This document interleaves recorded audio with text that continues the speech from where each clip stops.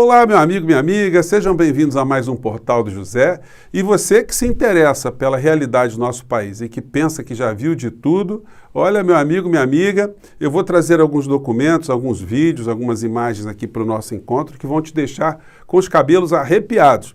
Seria muito interessante que esse nosso encontro de hoje fosse também assistido por aquele seu amigo, aquele seu parente que ainda acredita no presidente da República, que acredita no ministro da Economia, que ele é um homem competente, é um patriota, é um homem honrado, um homem honesto, para que essas pessoas tirassem as suas próprias conclusões. Antes de entrar aqui no nosso papo de hoje, eu quero convidar você que está chegando agora no nosso portal a se inscrever. Você que é muito bem-vindo, conheça também os nossos outros vídeos, compartilhe se você achar bacana, dê o seu joinha porque isso amplia ainda mais o alcance dos nossos vídeos e envie para cá seus comentários porque são sempre lidos e são sempre considerados. Gente, está completando agora uma semana de blindagem do ministro Paulo Guedes, o homem mais importante da República Brasileira porque é ele que controla o orçamento do nosso país, a política econômica. Isso não é pouca coisa. Se vocês olharem o comportamento do presidente da República em questões de economia, ele não fala absolutamente nada que não seja aquilo que o Paulo Guedes está colocando para ser dito.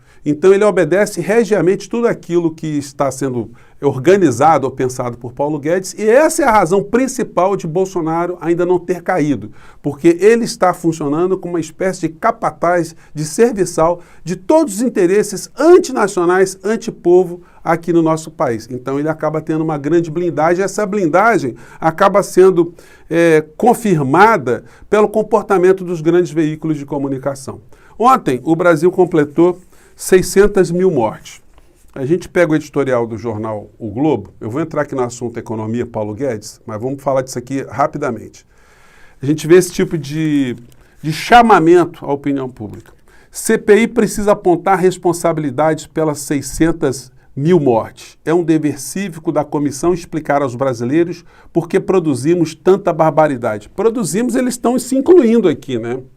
Porque os jornais impressos, eles atingem uma parcela muito pequena da opinião pública.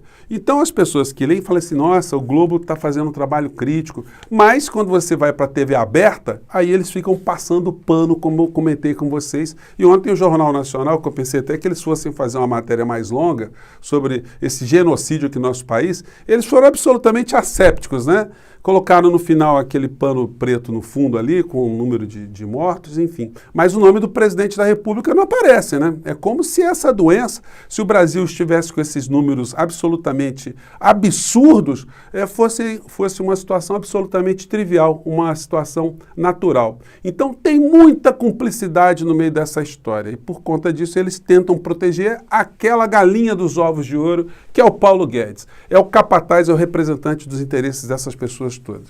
Mas os editoriais, eles estão se movendo lentamente, porque estava pegando muito mal, né?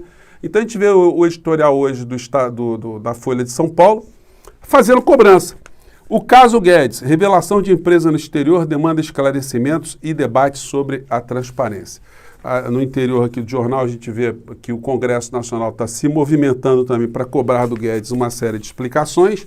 Câmara usará offshore para cobrar rumos da economia. Porque nossa economia nós atingimos 2 dígitos da inflação, combustível já aumentou desde ontem, enfim, eu quero ver o que vai acontecer com os caminhoneiros daqui para frente, qual será o comportamento dessas pessoas, pelo menos dos que estavam agitando alguns movimentos, por insatisfação, como é que eles vão lidar agora com mais reajuste. O gás subiu também.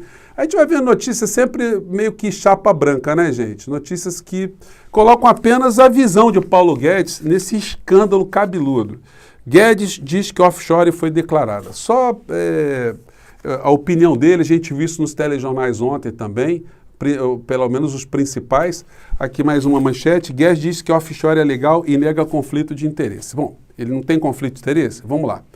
Eu fiz uma entrevista aqui com o deputado Paulo Ramos, aqui no nosso portal, quando eu estava com o Lapa Café aberto, e ele me disponibilizou esse documento, que é público, que eu vou colocar na descrição do nosso vídeo, para você que quiser conferir, ou você mandar para aquele seu amigo bolsonarista, aquele que acredita no Paulo Guedes, para ele tirar suas próprias conclusões. São documentos oficiais antes do Paulo Guedes tomar posse.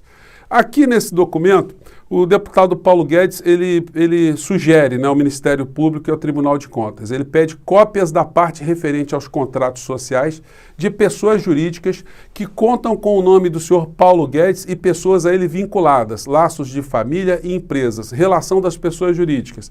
Aí o deputado, ele coloca 4 empresas aqui. O Paulo Guedes tem envolvimento com muito mais empresas, mas eu vou chamar a atenção de vocês para essa aqui que está na cabeça, chama Crescera Investimentos Limitada, que é a empresa que sucedeu à empresa chamada Bozano Investimentos. Então, Paulo Guedes teria se desvinculado dela, mas ela continuou para frente a tal Crescera. E vem outras empresas aqui, uma de destaque também, a BR Educacional, que é da irmã do Paulo Guedes e que ganhou uma montanha de dinheiro com os programas de incentivo a universitários, né, de baixa renda que adquiriram os programas ali. A família Guedes ganhou muito dinheiro ali que veio dos governos que ele tanto critica. Eles se enriqueceram ali com dinheiro oriundo do Estado. A Operação Greenfield, ela visa apurar os desvios de dinheiro de fundos de pensão de servidores públicos, também que foi um maná de grana da família Paulo Guedes. Aí, enfim, no transcorrer aqui desse documento, o deputado Paulo Ramos, ele coloca uma lista com o nome de muitas pessoas que trabalharam com Guedes, que foram gestores, foram sócios, e muitos deles encontram-se em cargos públicos, em situações ou posições estratégicas dentro da máquina federal. O que motivou o deputado Paulo Ramos de mostrar que já naquele momento havia um conflito de interesses. O Paulo Guedes, ele se desvinculou das empresas, mas ele não ficou sem ter contato, nenhum tipo de gestão, e que isso de fato era um conflito claro de interesse. Bom, aí a coisa rodou, foi andando para frente, né?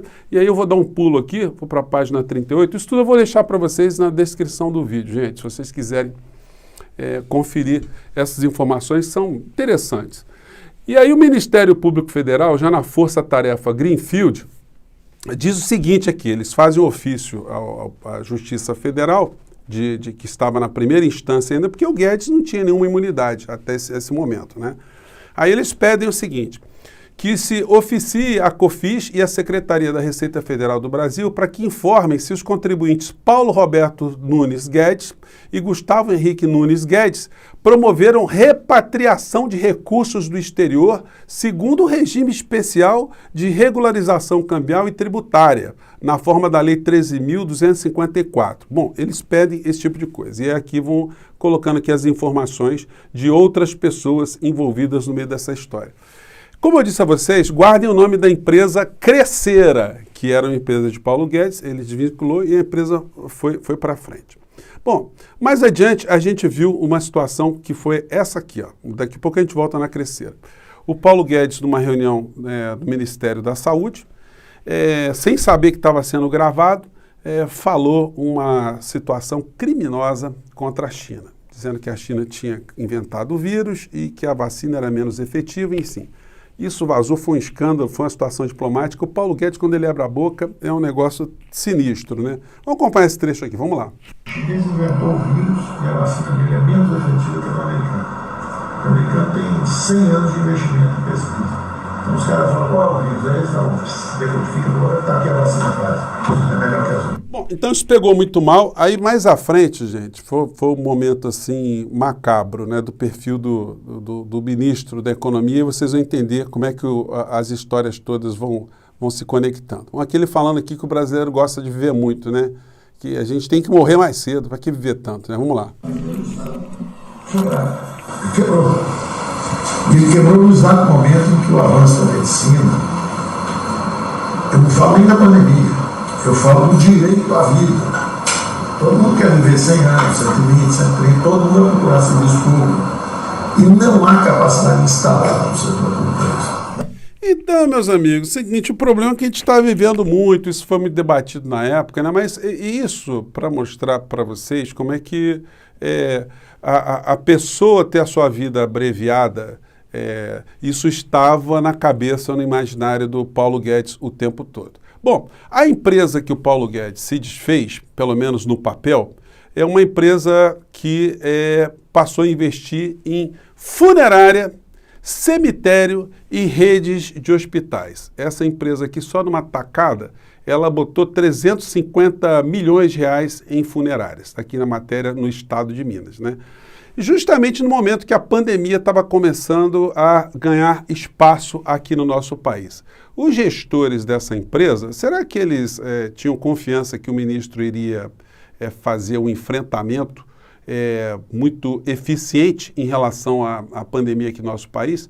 Bom, aqui o colunista que faz a matéria, ele diz o seguinte: com fabuloso aporte de 350 milhões de reais no Grupo Zelo de Belo Horizonte, a gestora passou a ser o principal investidor do grupo, que foi as compras. E hoje é o dono de 45 empresas que vão de funerárias a cemitérios, inclusive a maior da capital mineira, passando por velórios online.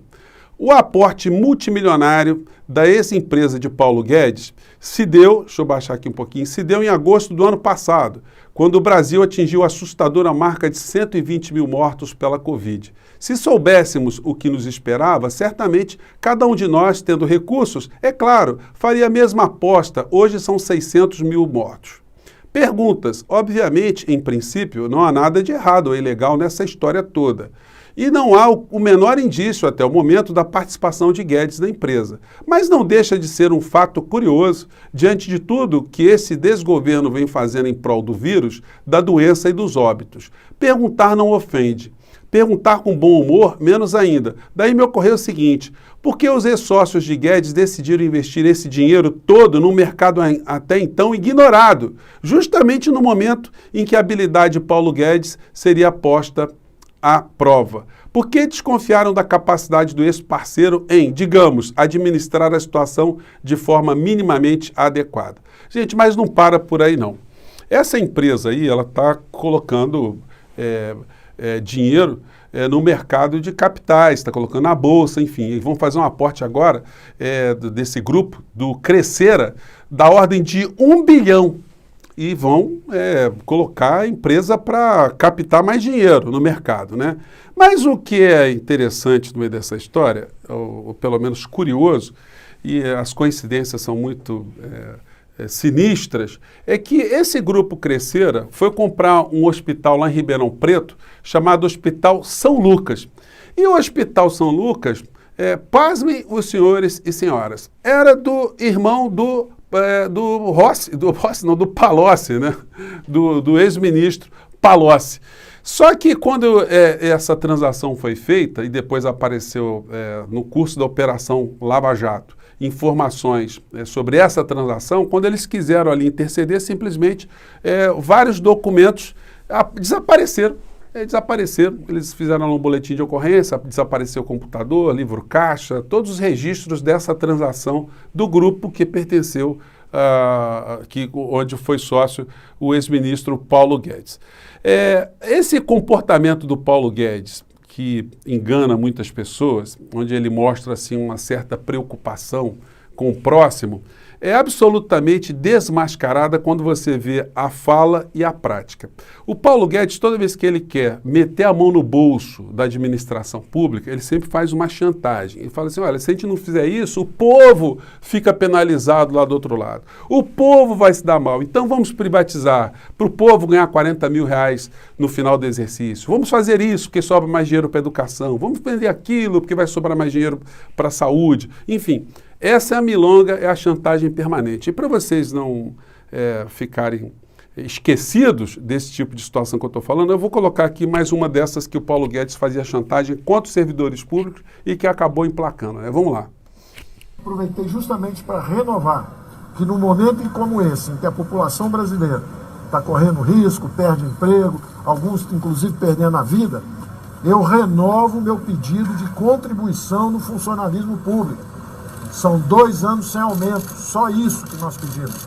Eles têm estabilidade de emprego, eles têm salários acima da iniciativa privada, e com 2 anos sem aumento, estamos falando de 130 bilhões de reais, que poderiam ser usados justamente em outras atividades. Poderiam ser usados para preservar vidas, poderiam ser usados às vezes para estender um programa social qualquer. Quer dizer, um homem preocupado com o social, mas a gente viu naquela imagem ali, naquela gravação, que ele não sabia, que ele lamenta muito as pessoas terem esse desejo de quererem querer viver durante muito tempo. O ideal é que a gente morra o quanto mais cedo possível, né? Porque isso também acaba movimentando a economia, né? Gera dinheiro para funerárias, gera dinheiro para cemitérios, para velórios online. E agora vocês vejam, no meio de uma pandemia que vitimou, produziu tanta matéria-prima, tantos clientes, se os ex-sócios do Paulo Guedes estavam preocupados de fato, que o governo Bolsonaro combatesse a pandemia, que não causasse tanta destruição, não causasse tanta tragédia aqui no nosso país. Gente, vocês tirem as suas próprias conclusões. Para finalizar aqui, gente, porque a gente sempre tem muitos assuntos, eu vi que a matéria hoje, que saiu sobre aquele senhor advogado que foi depor na CPI sobre o que ele tinha passado na Prevent Senior. Aqui, vocês vão, quem não lembra, está aqui, o senhor aqui. Foi um dos depoimentos dos mais comoventes que a gente viu, porque humanizou, né? Mostrou por que a CPI está ali. Está ali para apurar por que muitas pessoas foram mortas e por que pessoas foram mortas por conta de uma mentalidade de governo como essa de Paulo Guedes e de Bolsonaro. Isso aí, a CPI, de fato, vai enquadrar muitas pessoas que não vão conseguir escapar, gente. Vai ter gente que vai em cana mesmo dessa história e o presidente está no final da fila, mas ele vai ter o seu momento de glória também.